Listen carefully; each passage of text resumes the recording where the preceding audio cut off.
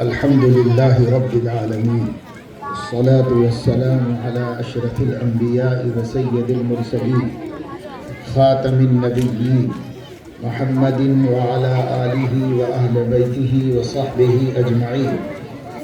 أما بعد فقد قال رسول الله صلى الله عليه وسلم من ما نحل والد ولدا من نحل أدب حسن. وقال عليه الصلاة والسلام أكرموا أولادكم وأحسنوا آدابهم، أو كما قال عليه الصلاة والسلام. قابل احترام علماء کرام اور اس بستی سے تشریف لائے ہوئے ہمارے بہنیں بھائی اور ہمارے بچے جو اس بستی سے تعلق رکھتے ہیں اور اس اجلاس میں دور نزدیک سے آئے ہیں، یہ پروگرام اس مکتب ابو بکر صدیق کے تحت میں منعقد کیا گیا ہے، اور اس میں جو طلبہ استفادہ کر رہے ہیں ان کے تعلیمی مظاہرے کو بہت دیر سے آپ کے سامنے رکھا جاتا رہا، کیونکہ پتہ چلا کہ عصر سے پہلے سے یہ پروگرام شروع ہو کر اس کا طلبہ کے مظاہرے چلتے رہے اور اب تقریباً 8:30 بجے تک چلتے رہے. مجھے پروگرام جو دیا گیا تھا اس میں یہ آخری پروگرام مغرب کے بعد ہونے کا تذکرہ تھا، اور اسی حساب سے ہم ذہن بنا کے اگلا پروگرام بھی بنا کے رکھے. ایسا نہیں ہے کہ کبھی کبھی کسی جلسے میں چلے جاتا ہوں، بلکہ ایسا ہے کہ ہر دن کئی پروگراموں کو سیٹ کرنا پڑتا ہے اور اس میں شرکت کرنی پڑتی ہے. کل مجھے 2-3 پروگرام کل کے دن میں کرنا ہے، اس کے لیے سویرے جلدی رہنا ہے حیدرآباد میں. اس اعتبار سے آپ لوگوں کے سامنے چند ضروری باتیں مکتب کے حوالے سے عرض کر دیتا ہوں. ایک بات تو یہ ہے کہ مکتب کی اہمیت کیا ہے. مکتب ہمارے عرف میں ضروری دینی تعلیم کی درسگاہ کو کہا جاتا ہے. اس کے مقابلے میں مدرسہ ہوتا ہے. مدرسہ پوری دینی تعلیم کا جگہ کا نام ہے، یعنی جہاں قرآن پورا حفظ کرایا جاتا ہے، ناظرہ پڑھایا جاتا ہے، حفظ پورا کرایا جاتا ہے، جہاں عالمیت کا کورس اور نصاب پڑھایا جاتا ہے. یہ علم کفایہ ہے، اور یہ ایک بڑی جماعت کا ہر دور میں حاصل کرنا فرض ہے اور لازم ہے. تو یہ مدرسے میں کام ہوتا ہے. اور مکتب میں کیا ہوتا ہے؟ مکتب میں علم درجہ عین میں دیا جاتا ہے بچوں کو، یعنی جتنا فرض عین ہے. طلب العلم فریضۃ علی کل مسلم کے تحت میں ہر مسلم اور مسلمہ کو جتنا علم حاصل کرنا اپنے دین کا فرض ہے اتنا علم ان کو دیا جاتا ہے. ایسی جگہ کو مکتب کہتے ہیں. پہلے زمانے کی اصطلاح میں مکتب قرآن کے حفظ کرنے کی جگہ کا نام تھا، اور مدرسہ کوئی ہوتا نہیں تھا. لوگوں کو علم دین حاصل کرنے کے لیے علماء کے پاس گھوم کے جانا پڑتا تھا، سفر کر کے جانا پڑتا تھا. وہ کوفہ میں ایک عالم ہے تو وہاں جا کے ان کی حدیثیں لے لیں، بصرہ میں ایک ہے تو وہاں جا کے ان کے پاس کتنا علم ہے وہ لے لیا، شام میں لے لیا، اور اسی طریقے سے خراسان میں لے لیا، بخارا میں لے لیا، ماوراء النہر کے محدثین سے لے لیا، حجاز کے محدثین سے لے لیا. پھر کے جیسے امام بخاری ہیں 16 برس تک پھر کے علم حاصل کرتے رہے، تب جا کے بڑے عالم بنے. اور انہوں نے کہا ہے کہ کوئی شخص اس وقت تک عالم نہیں ہوتا جب تک کہ وہ اپنے بڑوں سے بھی علم لے، اپنے ساتھیوں سے بھی علم لے، اپنے چھوٹوں سے بھی علم لے، تب جا کر کے وہ عالم ہوتا ہے. تو علماء اس طریقے سے پہلے زمانے میں پڑھتے تھے. اس زمانے میں بھی مکتب کا لفظ استعمال ہوتا تھا، لیکن وہ قرآن حفظ کرنے کی جگہ کو کہا جاتا ہے. جیسے امام بخاری رحمۃ اللہ علیہ نے فرمایا، میں جب قرآن حفظ کرنے کے لیے مکتب میں تھا تب اللہ نے میرے دل میں الہام کیا کہ حدیثیں بھی حفظ کروں. تو وہ مکتب میں حفظ کر رہے تھے قرآن، اور امام بخاری بڑے جید حافظ قرآن تھے. جو لوگ بخاری پڑھتے ہیں، پڑھ چکے ہیں، انہیں اندازہ ہوتا ہے کہ وہ ایسے جید حافظ قرآن ہیں کہ حدیث میں کوئی مشکل لفظ آ جائے تو اس کی اصل ان کو قرآن میں مل جاتی ہے. وہ قرآن میں سے نکال کے لا کے پھر مفسرین کی تفسیریں نقل کر کے اس کا معنی بتا دیتے ہیں کہ اس کے معنی یہ ہے. غیر معمولی اللہ نے ان کو حافظہ دیا تھا. بہرحال یہ مکتب اس زمانے میں ہمارے علاقوں میں فرض عین درجے کا علم حاصل کرنے کی درسگاہ کو کہا جاتا ہے، اور مدرسہ فرض کفایہ درجے کا علم حاصل کرنے کی درسگاہ کو کہا جاتا ہے. اب اسی فرق سے آپ سمجھ لو کہ مکتب کی اہمیت کتنی ہے. مکتب کی اہمیت اتنی ہی زیادہ ہے جتنا کہ فرض کفایہ کے مقابلے میں فرض عین کی اہمیت ہوتی ہے. اگرچہ کہ فرض کفایہ میں کمی کرنے کی اجازت نہیں ہوتی، وہ بھی ضروری ہوتا ہے، لیکن اس کے مقابلے میں اس کی اہمیت بہت بڑھ جاتی ہے. یعنی اگر کوئی شخص حافظ قرآن نہ بنے تو قیامت میں مواخذہ نہیں ہوگا، اور اگر کوئی شخص عالم دین نہ بنے تو نہیں پوچھا جائے گا کہ تو عالم کیوں نہیں بنا. لیکن اگر کوئی شخص یا کوئی خاتون، بچی یا بچہ مکتب والا علم نہیں حاصل کیا تو اس سے بھی پوچھا جائے گا، اس سے بھی پوچھا جائے گا. دونوں اللہ کے ہاں جواب دہ ہوں گے، ان سے پوچھا جائے گا. ہاں، اگر بستی کے اندر بقدر ضرورت حفاظ نہیں ہے تو پوری بستی سے پوچھا جائے گا. بقدر ضرورت علماء نہیں ہے تو پوری بستی کی گردن ناپی جائے گی. تو یہ ان کے احکام ہے. یہ فرض کفایہ کا یہ مقام ہے اور فرض عین کا یہ مقام ہے.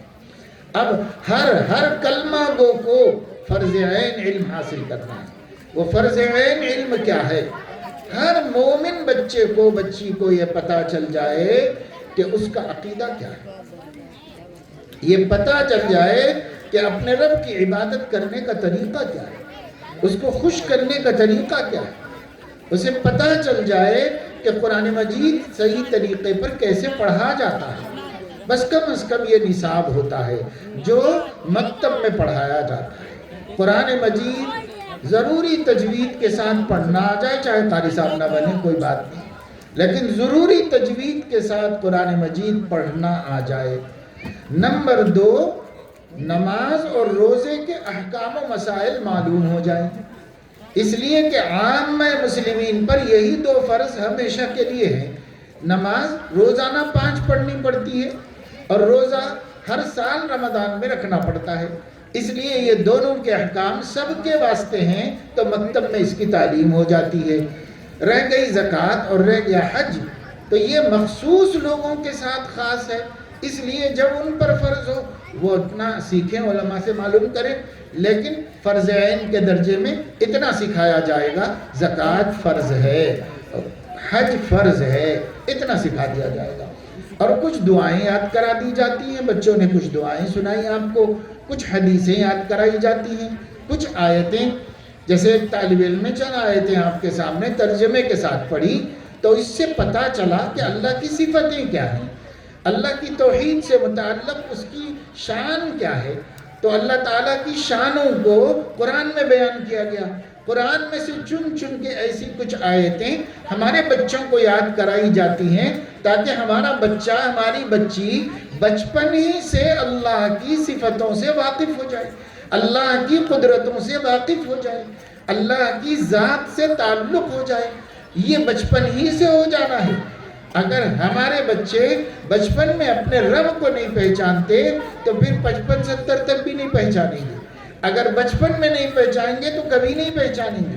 اس لیے بچوں کو بچپن ہی کے اندر اللہ تعالیٰ کی طرف توجہ ہونی چاہیے، تعلق ہونا چاہیے. یہ مکتب کا مقصد ہے. مکاتب میں کام کرنے والوں کو اور مکاتب چلانے والوں کو یہ ملحوظ رکھنا چاہیے کہ مکتب میں ایک تو قرآن صحیح پڑھنا بچوں کو آ جائے، صحیح بہت زیادہ مبالغے کے ساتھ نہیں، بقدر ضرورت صحیح پڑھنا آ جائے، اتنا جس سے نماز صحیح ہو جاتی ہو، اتنا صحیح قرآن پڑھنا آ جائے۔ نمبر 2، اتنی صورتیں یاد ہو جائیں چھوٹی چھوٹی کہ وہ نمازیں پابندی سے پڑھ سکے اور انہیں کوئی دشواری نہ پیش آئے۔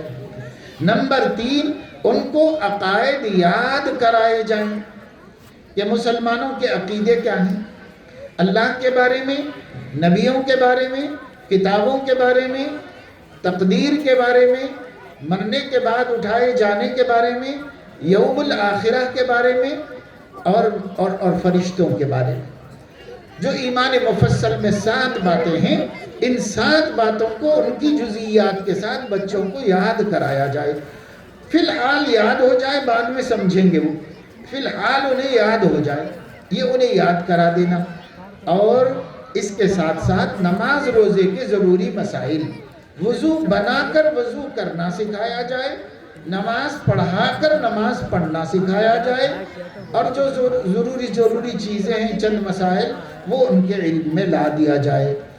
یہ کام نصاب کے درجے میں ہو، لیکن ایک دن ہر ہفتے میں ایسا ہونا چاہیے جو ذہن سازی کے لیے مختص کیا گیا ہو۔ ذہن سازی کا کیا مطلب ہے؟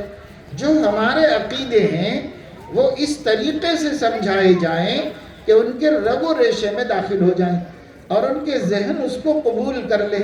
اس کو کہتے ہیں ذہن سازی کرنا، توحید پر ان کی ذہن سازی کرنا، عقیدہ نبوت پر ان کی ذہن سازی کرنا، عقیدہ آخرت پر ان کی ذہن سازی کرنا۔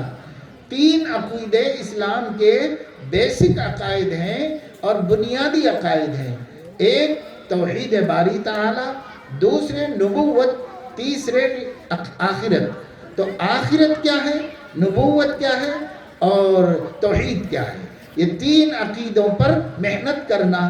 یہ عقیدے رٹانے سے سمجھ میں نہیں آتے، ذہن سازی کرنے سے سمجھ میں آتے ہیں۔ واقعات و قصص کی مدد سے چھوٹے چھوٹے بچوں کو کہانیوں میں عقیدے ڈھال کر، کہانیاں بنا کر ان کو سنانا اور ان کے دماغ میں کہانی کی خیف سے اتارنا۔ خیف کہتے ہیں ایک برتن ہوتا ہے جس کا نیچے کا حصہ چھوٹا ہوتا ہے، اوپر کا حصہ بڑا ہوتا ہے، یہاں آل کی بولتے ہیں اس کو۔ اوپر سے کوئی چیز زیادہ مقدار میں ڈالی جائے اور نیچے والے برتن کا سوراخ چھوٹا ہے تو وہ چھوٹا والا نیچے ہوتا ہے، بڑا والا اوپر ہوتا ہے، اس کو خیف کہتے ہیں۔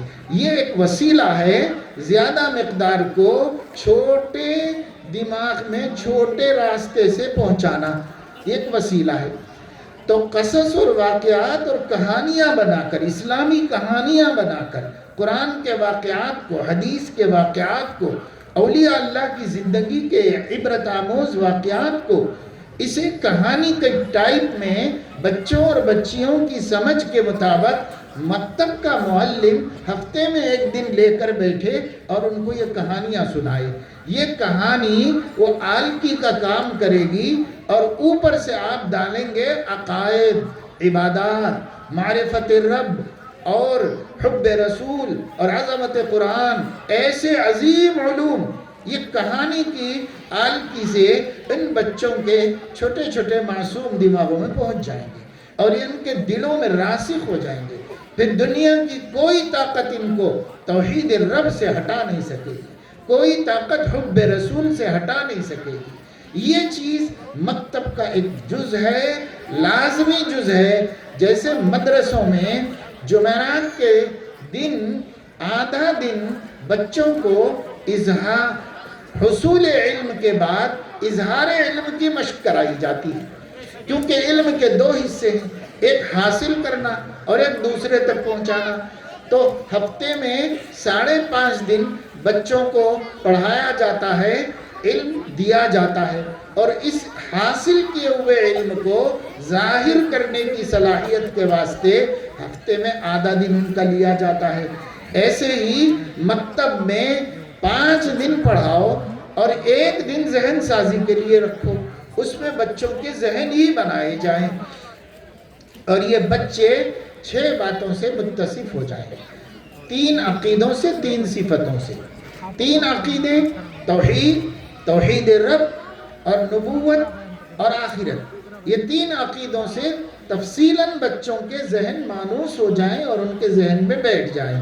اور تین صفتیں: معرفت رب، رب ہے کون، ان کی قدرت کیا ہے، ان کی قوت کیا ہے. ابھی ہم آئے تھے تو ایک مولانا صاحب جو اسکولوں میں چل رہا ہے اس کی کچھ جھلکی آپ کے سامنے رکھ رہے تھے. ہر شرک سکھایا جا رہا ہے، اسکول کی طرف سے لازم نہیں ہے، لیکن ٹیچر ٹرینڈ ہیں، وہ اپنی طرف سے رضاکارانہ طور پر آنے والے ہر بچے میں شرک کا زہر گھولنے کا کام کر رہے ہیں. ان کو اسکول میں ٹریننگ نہیں دی گئی ہے، ان کو بی ایڈ میں ٹریننگ نہیں دی گئی ہے، ان کو RSS کے اپنے درسگاہوں میں ٹریننگ دی گئی ہے. وہ اس ٹریننگ کے مطابق ان بچوں کو چاہے کسی مذہب کے آئیں سب کو مشرک بنانے کا کام کر رہے ہیں. اور ہمارے گھر میں توحید سکھانے کا کام نہیں ہو رہا ہے. ہمارے مکتب میں بھی قرآن پڑھایا جا رہا، توحید نہیں سکھائی جا رہی ہے. توحید کیا ہے؟ آج اس اسکول جانے والے بچے کو ہنومان کی شکتی تو معلوم ہو سکتی ہے، لیکن پاک پروردگار کی قدرت کا پتہ نہیں ہوتا ہے. ایسا کیوں ہوتا ہے؟ وہ تو سکھا رہی ہے ٹیچر، یہ اماں نہیں سکھا رہی ہے. اور مکتب میں بھی نہیں سکھایا جا رہا ہے کہ اللہ کتنی بڑی قدرت والے ہیں. ایک بچے نے مجھ سے کہا سب سے بڑی طاقت تو ہنومان کی ہے. ہم نے کہا کیوں؟ تو کہا آپ دیکھتے نہیں وہ ہتھیلی میں پہاڑ لے کے ہوا میں اڑ کے جاتا ہے. تو ہم نے کہا کہ بیٹا تم کو اتنا ہی معلوم ہے، اس کے آگے بھی تو کچھ جانو. اللہ کی قدرت ان سے بھی زیادہ ہے، اس لیے کہ اس کو بھی اللہ نے پیدا کیا اور اس پہاڑ کو بھی اللہ نے پیدا کیا اور اس کو لے کے جانے کی قوت کو بھی اللہ نے پیدا کیا. اور خود اللہ کی قدرت یہ ہے ما قدر اللہ حق قدری والارض جميعا قبضته يوم القیامہ والسماوات مطویات بیمینی. تقابل کر کے دیکھو تو بھی اللہ بڑا ہے، اگرچہ کہ یہ سب زیب داستان ہیں، حقیقتیں کچھ نہیں ہیں، لیکن اگر مانتے ہیں کوئی لوگ تو اس سے بھی تقابل کر کے دکھاؤ کہ اللہ اس سے بھی عظیم ہے، اس سے بھی زیادہ قدرت والا ہے. کون سکھائے گا؟ اماں کو دین نہیں معلوم، ابا کو دین نہیں معلوم، دادی کو خالی گالیاں دینے آتا، نانی کو جھگڑے کرنا آتا، گھر میں روز اماں بابا کے لڑائیاں، گھر میں کوئی سکون نہیں. یہ بچے کہاں پل رہے ہیں؟ یتیم یسیر بچوں کی طرح مسلمانوں کے بچے پرورش پا رہے ہیں، جن کے سب ہوتے ہوئے بھی کوئی نہیں ہے، ان کا کوئی خیر خواہ نہیں، کوئی ہمدرد نہیں. اور صبح سے شام تک اسکول میں مسلم دشمن، اسلام دشمن ذہنیتوں کے زیر سایہ پروان چڑھ رہے ہیں. ان بچوں کا کل کیا ہوگا؟ اس لیے مکتب کی اہمیت اس دور میں اہل اللہ کی نظر میں ہر دینی تحریک سے زیادہ ہے. جتنی دینی تحریکیں چل رہی ہیں سب اپنی جگہ ضروری صحیح، لیکن ان سب سے زیادہ ضرورت مکتب کی ہے. بہترین مکتب، مؤثر مکتب، مومن بنانے والا مکتب، عاشق مصطفیٰ بنانے والا مکتب، عظمت قرآن سکھانے والا مکتب. یہ رسمی مکتب ہے. جس چیز کے لیے مکتب ہے وہ مکتب قائم ہونا اور یہ کام ہونا. پھر یہ بچہ دنیا کی کوئی طاقت سے ٹکرائے گا تو ٹکرائے گا مگر ٹوٹے گا نہیں. اس کا عقیدہ کبھی خراب نہیں ہو سکتا. جب بچپن میں عقیدہ بن جائے گا عمر بھر یہ عقیدہ چلے گا. اس کے لیے بڑی اہمیت ہے، بہت زیادہ ضرورت ہے. تو مکاتب چلانے والوں سے گزارش ہے کہ مکتب تو ماشاءاللہ یہاں بڑا اچھا تک چل رہا ہے اور تینوں مسجدوں کا مجموعہ اس کام کو کر رہا ہے. کرو اور اچھا کرو، لیکن یہ ذہن سازی والی میری خصوصی نصیحت، اس کو آپ لوگ اہمیت کے ساتھ لیں. اور اگر یہ نہیں کریں گے تو صرف یہ پڑھنا پڑھانا ان کے ایمان کو بچا نہیں سکتا. ذہن بنانا ضروری ہے، انہی عقیدوں کو دلوں میں اتارنا ضروری ہے. کیسے؟ جیسے پہلے کی مائیں سکھا لیا کرتی تھی. ایک بات مثال کے طور پر دیتا ہوں کہ ایک مرتبہ حضرت مولانا عمر صاحب پالن پوری رحمت اللہ علیہ بچے تھے، بچپنے میں اپنے مدرسے سے آئے، گھر میں آتے آتے پڑوس میں کسی غیر مسلم کا گھر بک گیا تھا. تو انہوں نے اپنی ماں کو خبر دی کہ امی وہ ایک سندھی کا مکان تھا نا، اس کا مالک سندھی تھا، وہ مکان بک گیا. تو ماں نے کہا کیا کہا؟ وہ سندھی جس کا مالک تھا وہ مکان بیچ دیا. کہا اچھا، مالک سندھی ہوتا ہے، انسان ہوتا ہے، بندہ ہوتا ہے، مالک تو اللہ تعالیٰ. ان کی ماں کوئی عالمہ فاضلہ نہیں تھی، دیہات کی خاتون تھی. مالک اللہ کو کہتے ہیں بیٹا تو غیر اللہ کو مالک کیسا بولا؟ میں تیرے سے بات نہیں کروں گی، میں بات نہیں کروں گی تیرے سے. انہوں نے بات کرنا چھوڑ دیا. ان کا وہی سہارا تھی، والد نہیں تھے. اور ماں جب روٹھ جاتی ہے تو بچوں پر قیامت آ جاتی ہے. زندگی ان کی اجیرن ہو گئی. انہوں نے کئی دفعے معافی مانگی. انہوں نے کہا نہیں، تم نے غیر اللہ کو مالک تو کہا، میں نہیں معاف کروں گی تم. ہوتے ہوتے ہوتے مولانا فرماتے ہیں کہ میں نے محلے میں ایک استادنی ماں تھی جو گھروں میں جا کے قرآن پڑھاتی تھی، ہمارے گھر بھی آتی تھی. ہماری ماں ان کو بہت عزت دیتی تھی. ان کے پاس جا کے ان سے شفاعت کرایا. ان سے بولا آپ ایک دفعہ معاف کرا دو، میں کبھی زندگی میں نہیں بولوں گا ایسا، ایک دفعہ معاف کرا دو آپ مجھے. تو اس استادی نے آ کے کہا کہ نہیں بیٹا معاف کر دو، معاف کر دو، سیکھ گیا ہے بچہ، اب انشاءاللہ ایسی غلطی نہیں کرے گا. تب ماں نے بات کرنا شروع کیا اور معاف کر دیا. تو کتنا بڑا موحد بنا، سارے عالم کو توحید کا درس زندگی بھر دیتا رہا. اس کے پیچھے کوشش کس کی ہے؟ اس ماں کی ہے جس نے بچپن میں یہ بات دل میں ٹھوس دی. سلطان الاولیاء حضرت نظام الدین رحمہ اللہ تعالی جب بھی اپنی ماں کا مجلس میں ذکر کرتے تھے تو تاریخ بتاتی ہے کہ رو رو کے قصے سناتے تھے، آنسو بہتے رہتے تھے جب وہ اپنی ماں کو یاد کرتے تھے. کیونکہ باپ نہیں تھے، ماں ہی نے ان کی تربیت کی تھی. انہوں نے ان کو ولی اللہ ماں ہی نے بنایا تھا اسباب کے درجے میں. تو ایک دن سنایا مجلس میں کہ روز لوگ اس زمانے میں نیا چاند دیکھ کر گھر آ کر اپنے بڑوں کو، بچے اور بڑے اپنے بڑوں کو اور رعایا حاکموں کو اور بادشاہوں کو نئے چاند کی مبارکبادی دینا ایک کلچر تھا، ایک رواج تھا. دلی میں سب جگہ نیا چاند مبارک، نیا مہینہ مبارک یہ کہا جاتا تھا.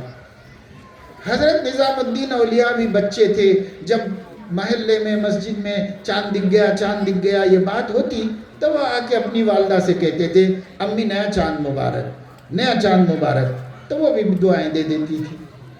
ایک دن حضرت فرماتے ہیں کہ میں نیا چاند دیکھ کے آیا اور امی سے کہا کہ امی نیا چاند مبارک، نیا مہینہ شروع ہو گیا ہے.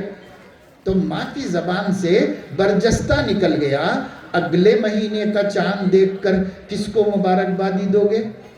اگلے مہینے کا کس کو مبارکبادی دو گے؟ یہ برجستہ نکل گیا ان کی زبان سے. بیٹا بھی ان کا تھا، سمجھ گئے کہ اگلے مہینے تک میری ماں زندہ نہیں رہے گی، سمجھ گئے. اور پھر ان کے آنکھوں میں آنسو آ گئے اور معصوم بیٹے نے ماں سے کہا اماں اب ابو تو ہے نہیں، آپ بھی چلے جائیں گے، مجھے کس کے حوالے کر کے جائیں گے، مجھے کس کے حوالے کر کے جائیں گے؟ تو ماں بھی سمجھ گئی کہ بچہ ہوشیار ہے، سمجھ گیا میرا اشارہ. تو کہا نہیں بیٹا جب جانے کا ٹائم ہوگا نا تب میں تجھے بہت اچھی شخصیت، بہت زبردست ہستی کے حوالے کر کے جاؤں گی جو تجھے اس کی حفاظت میں دے دوں گی. پھر بات آئی گئی، ختم ہو گئی.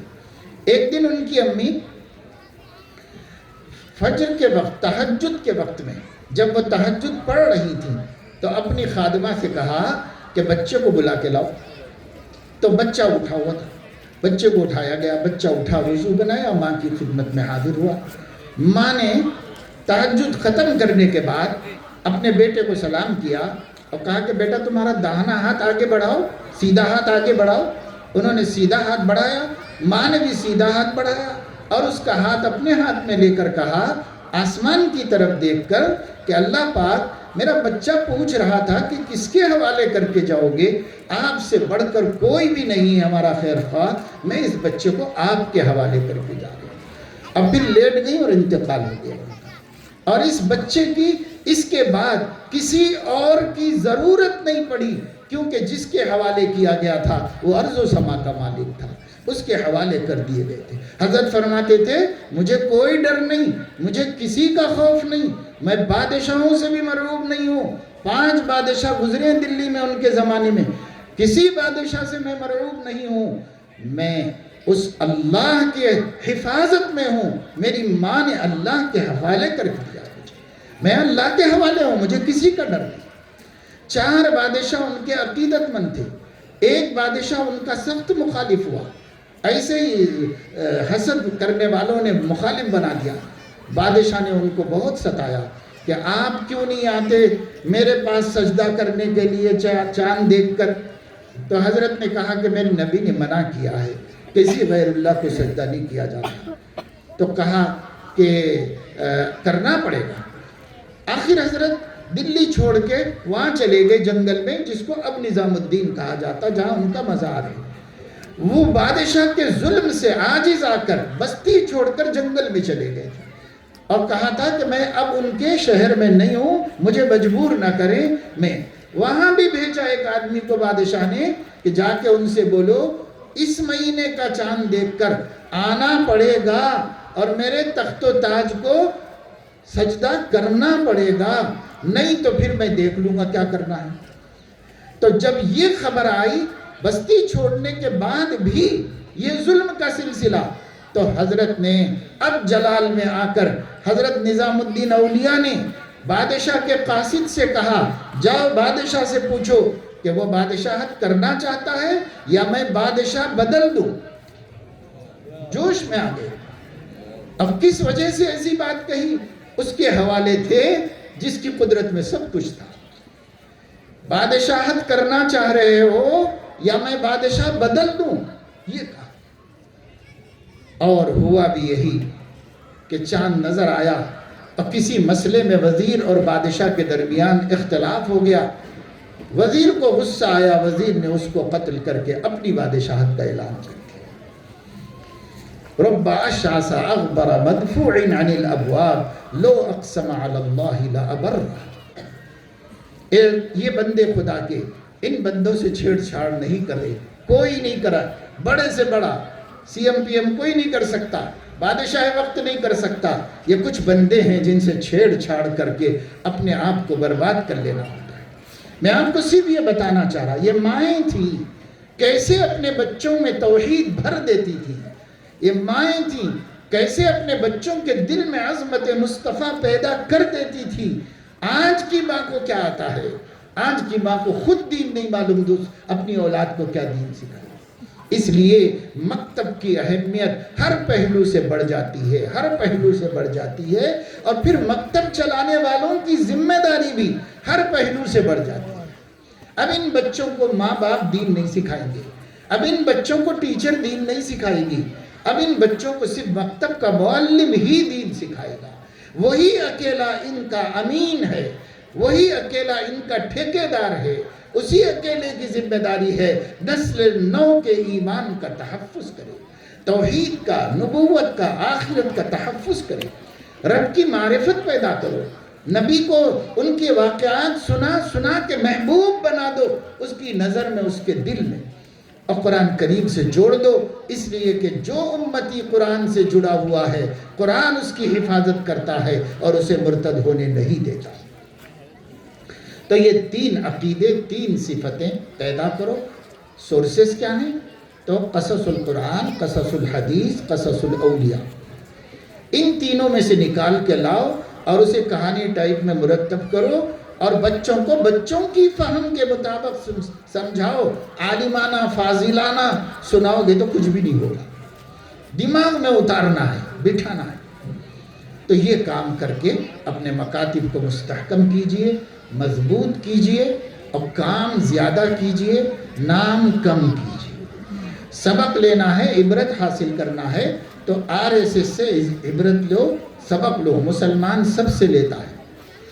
انہوں نے 80 سال تک، 8 دہائیوں تک پورے ملک پر قبضہ کرنے کی شخصیتوں کو، اہل لوگوں کو تیار کیا، کبھی اخبار میں نہیں آئے، کبھی میڈیا میں نہیں آئے، کبھی کوئی عہدہ نہیں لیا، کبھی سرکار میں شمولیت نہیں کی، ہمیشہ مخلصانہ طور پر اپنی آئیڈیالوجی کو ایک نسل کے اندر ٹھوس کر اور انہیں تعلیم کے ذریعے سے قابل بنا کر، ایک دن آئے گا جب ہم کو پورا ملک چلانے والے مل جائیں گے، تب ہم سیاست میں گھسیں گے اور ملک چھین کر اپنی ملکیت بنا لیں گے۔ آج جج چاہیے تو موجود ہے، چیف جسٹس بنانا ہے تو موجود ہے، چیف سیکریٹری بنانا ہے تو موجود ہے، وکیل رکھنا ہے تو موجود ہے، ریزرو بینک کا گورنر بنانا ہے تو موجود ہے، ریاستوں میں اپنے گورنروں کو بھیج کے اپنا کنٹرول جمانا ہے تو موجود ہے۔ جو کرنے کے لیے آدمی چاہیے وہ آر ایس ایس کے پاس قابل ترین موجود ہے۔ اتنے لوگ بنانے تک انہوں نے اپنے کو اخبار کا حصہ نہیں بننے دیا، اپنے صدر کی ایک تصویر چھپنے نہیں دی۔ اب تھوڑے دنوں سے وہ ان کے جو سپریمو ہے موہن بھاگوت جی کا نام جب تب آتا ہے، اب تھوڑے دن سے آ رہا ہے ان کی حکومت بننے کے بعد۔ اس سے پہلے کبھی میرے دوستوں سے، علماء کرام سے، خدام دین سے ہاتھ جوڑ کے عرض کرتا ہوں کہ اگر نبی کی زندگی میں اور صحابہ کی زندگی میں، اولیاء کی زندگی میں، اپنے اساتذہ کی زندگی میں، سلف صالحین کی زندگی میں موجود کام کرنے کا جذبہ اور سادگی اور اپنے کو چھپا کر رکھنا نہیں نظر آ رہا ہے تو میں بہت نیچے اتر کے کہوں گا کہ آر ایس ایس سے سیکھ لو، آر ایس ایس سے سیکھ لو۔ اگر آپ کو نظر نہیں آ رہا ہے تو سادگی سے کام کرو، خاموشی سے کام کرو۔ انقلاب آنے سے پہلے انقلاب کا نعرہ بھی نہیں لگنا چاہیے، انقلاب آنا چاہیے۔ اب کیا ایسا علماء دیوبند زندہ باد، علماء دیوبند زندہ باد، کیا زندہ باد؟ یا امت مرتد ہو رہی ہے، تباہ ہو رہی ہے، اور لوگ قادیانی بن رہے، شکیلی بن رہے، اور لوگ جو ہے گوہر شاہی بن رہے ہیں۔ انجینئر مرزا کے 40 لاکھ فالوورز ہو گئے ہیں، اور جاوید غامدی کے پیچھے چل رہے ہیں ایجوکیٹڈ لوگ، اہل قرآن بن رہے ہیں، مرتد ہو رہے ہیں۔ کتنے فتنے ہیں۔ میں تامل ناڈو گیا تو علماء نے کہا 24 فتنوں سے ہم لڑ رہے ہیں، 24 فتنوں سے لڑ رہے ہیں، سب مرتد بنانے والے فتنے ہیں۔ یہ سارے فتنے ہیں۔ ابھی میں کل وہاں پر تھا گنتکل میں، تو وہاں کے علماء نے مجھے بتایا کہ 7 سال پہلے کچھ یہ دیندار انجمن والے یہاں آئے تھے، تو ہم لوگوں نے ان سے بات چیت کی اور ان کو دیکھا، صرف 10 بندے تھے۔ آج 7 برس کے بعد ان کے 300 افراد ہیں اور وہ اپنی خانقاہ بھی تعمیر کر رہے ہیں۔ جو نبی کے بعد نبی کہتے ہیں اور محمد الرسول اللہ سے اپنے کو بڑا نبی کہتے ہیں۔ ایسے مرتد لوگ، ایسے گستاخ لوگ 7 تھے، 300 بن گئے۔ آپ نے کتنے لوگوں کو مسلمان بنایا؟ آپ نے کتنے لوگوں کو ہدایت دی؟ اس لیے یہ جو جلسوں میں شال پوشی وغیرہ بھی ہوتی ہے تو مجھے ایک اللہ والے شاعر کا ایک مصرع ہمیشہ فوراً ذہن میں آ جاتا ہے۔ اب لوگوں کی مروت میں اڑا لیتے ہیں، لیکن فوراً ایک مصرع دل میں آ جاتا ہے، اور وہ یہ کہ جنگ ابھی لڑی نہیں گلے میں ہار ہے، جنگ ابھی لڑی نہیں گلے میں ہار ہے۔ یہ ہماری صورتحال ہے۔ کیا کریں گے؟ یہ شالوں کا، یہ گلدستوں کا، یہ اس کا اس کا، وہ کونے سے لے کے یہ کونے تک لوگ گلدستے لے کے کھڑے ہوئے ہیں۔ ارے بابا یہ صدقہ کر دیتے کہ یہ مولانا کی طرف سے صدقہ ہے، یہ پیسے، تاکہ اللہ ان کی جان مال کی حفاظت کرے۔ اس کا کیا ملے گا؟ یہ تو ہندو مردوں کے جنازوں پہ ڈالے جاتے ہیں، ہمارے اوپر کیا ڈالنے کے لیے لائے ہیں آپ؟ اللہ کے واسطے رسموں کو چھوڑو۔ جہاں رسم آتی ہے وہاں اصل ختم ہو جاتی ہے۔ رسموں کو چھوڑو۔ کس کو دیکھ کے سیکھ رہے ہو بھائی؟ کس کو دیکھ کے سیکھ رہے ہو؟ ہمارے اکابر کے انتقال کے بعد پتہ چلا کہ ان کے کارنامے کیا ہیں۔ حضرت قاری صدیق احمد صاحب ہوئے سے زمانہ رحمہ اللہ، لاکھوں آدمیوں نے جنازہ پڑھا، مسلم غیر مسلم سب جمع ہوئے، 3 کلومیٹر تک پیدل چل کے جانا پڑا، سواریاں رکھنے کی جگہ نہیں، گاڑیاں لے جانے کی جگہ نہیں۔ ایک زندگی ہی تو گزاری 70 برس کی، اس زندگی میں کیا کیا کیا۔ لوگ جنازے پر آنے والے رو رو کر کہہ رہے، ہندو مسلم سب، ہمارے گھر میں اب چولہا کیسے جلے گا؟ بابا چولہا جلوا دیتے تھے۔ ہماری بچی کا کیسا ہوگا؟ بابا نے ذمہ داری لی تھی۔ ہمارا کیا ہوگا؟ بابا نے یہ کیا تھا۔ ہمارے گھر میں مقدمے سے ہم بابا کی مدد سے جیت سکے اور نکل سکے، اس میں یہ، اس میں یہ، اس میں یہ۔ ارے اللہ کے بندے نے کیا کیا کیا، ان کی اولاد کو بھی ان کے مرنے کے بعد پتہ چلا۔ آج ہمارا حال یہ ہے کہ میں تو سوشل میڈیا کا کم استعمال کرتا ہوں، لیکن ہمارے جمعیت کے لوگ بھی، دیوبندی بھی، مدرسے والے بھی، سب ایک پروگرام کرتے ہیں تو 60-70 فوٹو ڈالتے ہیں، دیکھتے دیکھتے بیزار ہو جانا، پھر دیکھے تو اس کا چھے، پھر دیکھے تو اس کا چھے، ادھر سے ایک، ادھر سے ایک، ادھر سے ایک، ادھر سے ایک۔ کیا جنون ہے، پاگل پن ہے، کیا کر رہے ہیں مسلمان، کیا کر رہے ہیں ہم؟ ہماری امت تباہ ہو رہی ہے، ہماری امت مرتد ہو رہی ہے، امت کے کتنے لوگ روزانہ ملحد ہو رہے ہیں، کتنے لوگوں کی عاقبت برباد ہو رہی ہے، ہمیں کیا شوق سوجا ہے؟ چھوڑو ان سب چیزوں کو، اللہ کی آنکھ ہر جگہ دیکھ رہی ہے، اللہ کا کیمرہ ہر جگہ لگا ہوا ہے، جس کے لیے کرنا ہے وہ بے نیاز ہے، وہ ہمیں دیکھتا ہے اور دیکھ رہا ہے، وہی صلہ دے گا، وہی خوش ہوگا۔ یہ رسمی کام، خدا کے واسطے میں یہاں بھی کہہ کے جاؤں گا، ہر جگہ مسلمانوں کے، ہمارے مدرسوں کے پروگرام رسم کے شکار۔ کیا ہے بھائی؟ اس کے بجائے آپ یہ سب چھوڑو، ایک بچوں کو لا کر کے 2 منٹ میں انہوں نے جو سیکھا ہے وہ سنا دو، اور اس کے لیے ایک طریقہ ہونا چاہیے، وہ یہ کہ مستورات کے لیے بیٹھنے کا انتظام تو الگ کیا گیا ہے، لیکن وہیں پر ایک اسٹیج بھی ہونا چاہیے، اور جتنی بچیاں پڑھتی ہیں مکتب میں ان سب کا مظاہرہ وہیں پر ہونا چاہیے، اور جتنے بچے ہیں ان کا مظاہرہ ان کے سامنے ہونا چاہیے، چاہے بچیوں کا دن میں کر لو اور مردوں کا رات میں کر لو، چاہے ایک ہی وقت میں کرو، لیکن ادھر ان کا چلے اور ہم سنیں، اور جب ہمارے بچے پڑھے تو وہ سنیں، مگر وہ ان کا ادھر ہی ہونا مظاہرہ پورا، ادھر سے کچھ نہیں ہونا۔ ایک لڑکی بھی اسٹیج پر نہیں آنا، یہ فتنے کا دور ہے۔ جب ہم روز اخباروں میں پڑھ رہے ہیں 6 سالہ بچی سے ریپ، 5 سالہ بچی سے ریپ، ایسے وقت میں ہم بچیوں کو مردوں سے پڑھوانا بھی جائز نہیں سمجھتے۔ اس کے لیے معلمات تیار کرو اور معلمات ہی کے سامنے بٹھا کے بچیوں کی تعلیم کا انتظام کرو۔ معلمہ کہاں سے ملے گی؟ تو ہر عالم اپنی بیوی کو معلمہ بنائے۔ کیا قاعدہ پڑھانا نہیں سکھا سکتے بیوی کو؟ اپنی سگی بہن کو قاعدہ پڑھانا نہیں سکھا سکتے؟ کلمے رٹانا نہیں سکھا سکتے؟ اگر وہ نہیں جانتی تو اس کے بچوں کو کیسے سکھائے؟ اس لیے اپنی بیوی کو سکھاؤ، اپنی بہن کو سکھاؤ، اپنی ماں کو سکھاؤ، اور اس کے بعد ان کو معلمہ بنا دو، محلے کی بچیوں کو وہ پڑھائے۔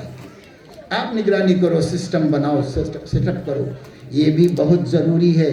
ابھی اس وقت پورے ہندوستان میں ہر آشرم اور ہر عبادت گاہ رسوا ہو چکی ہے، سوائے مسجد کے، مدرسے کے۔ اللہ کے واسطے بچا لو اس کو، خدا نہ خواستہ یہ بھی رسوا نہ ہو جائے۔ اس لیے حکمت سے کام لو، شریعت کے احکام سے کام لو اور اس کے مطابق عمل کرو۔ اللہ تعالیٰ اپنے فضل و کرم سے ان علماء کی محنتوں کو شرف قبول عطا فرمائے اور اس پروگرام کے اثرات کو دیر پا بنائے۔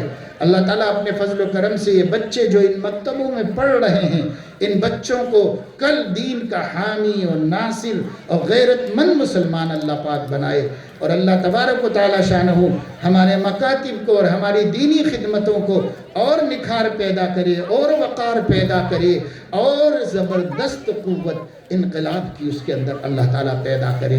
اللہ تعالیٰ اپنے فضل و کرم سے ہمارے اس پروگرام کو قبول فرمائے۔ میں زیادہ وقت آپ کو دے نہیں سکتا اس لیے کہ تاخیر ہو گئی ہے بہت، ابھی اور مجھے تو سفر کرنا ہے، آپ تو کھانا کھاؤ گے، گھر جا کے سو جاؤ گے، مجھے تو صبح ہو جائے گی حیدرآباد پہنچتے، مجھے تو سفر ہی کرنا ہے، اس لیے میں مزید آپ لوگوں کو وقت نہیں لے سکتا۔ بہت لوگ جمع کیے گئے ماشاءاللہ، لیکن جی تو چاہ رہا تھا کہ آپ سے کچھ دیر گفتگو کریں، کچھ آپ کے سماج سے متعلق بھی بولیں، کچھ آپ کے گھروں کی اصلاح کے متعلق بھی بولیں، کچھ ہماری عورتوں کے بارے میں بھی بولیں، بیٹیوں کے بارے میں کچھ غیرت کی بات کریں، لیکن اس کے لیے وقت چاہیے ہوتا ہے، گھنٹہ 1.5 گھنٹے کا، اور ظاہر ہے کہ یہ پروگرام اس کی وسعت نہیں رکھتا، گنجائش نہیں رکھتا۔ اللہ تعالیٰ ہم سب کو توفیق عمل نصیب فرمائے۔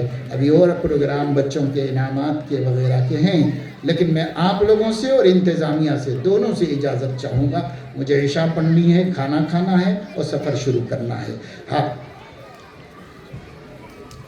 جمعیت علماء ہند کی جانب سے اس وقت میں پورے ملک کے اندر سلسلہ چل رہا ہے ممبر سازی کا۔ ممبر سازی کی بڑی اہمیت ہے. یہ جمعیت علماء اس ملک میں مسلمانوں کی ڈھارس ہے. اس نے 100 برس سے اس ملک کے مسلمانوں کو سنبھالا ہے، سنوارا ہے، ان کی مشکلات کو دور کیا ہے. حکومت کے اور عوام کے درمیان ایک قوت بن کر، واسطہ بن کر وہ لوگ کھڑے ہوئے کام کر رہے ہیں. ہر جگہ موجود ہیں کارکنان، کوئی خاص شخصیت نہیں. آپ کے شہر میں موجود ہیں، آپ کے شہر کے ذمہ داران یہ کام کر رہے ہیں، ہر ضرورت میں آگے بڑھ رہے ہیں. امت مسلمہ کو اور حکومت کو اپنا حق بتا رہے ہیں اور لے رہے ہیں. اس کے لیے ممبر بننے کی بہت قوت ہوتی ہے. جب آپ ممبر بنیں گے تو آپ کو جمعیت سے آپ کو طاقت ملے گی اور جمعیت کو آپ کے ممبر بننے سے طاقت ملے گی. اس لیے زیادہ سے زیادہ ممبر بنیں. ہمارے ائمہ کرام، ہمارے حفاظ، جن کو یہ کام دیا جائے گا، ہمارے سوشل ورکرز جو ہمارے ساتھی، ہمارے ساتھ جڑے ہوئے ہیں نوجوان. ماشاءاللہ میں کہیں جا رہا تھا تو ابھی آ رہا تھا تو ایک چائے خانے کے اوپر جمعیت کا جھنڈا لگا ہوا تھا. تو چلو شعور تو ہے، کہیں تو جھنڈا نظر آیا کہ جمعیت ہے ہندو پور میں. تو اللہ تعالیٰ اس کام کو بہت قوت سے کرنے کی توفیق دے. آپ سب سے گزارش ہے کہ اگر یہاں بندوبست ہو سکتا ہے تو آپ اپنی ممبر سازی کا فارم بھر کر کے رسید بنا کے جائیں. اس طریقے سے جلد سے جلد اس ٹارگٹ کو پورا کرنا ہے، اس کی بھی گزارش ہے. اور اسی پر اپنی بات ختم کرتا ہوں. آمین وآخر دعوانا ان الحمد للہ رب العالمین.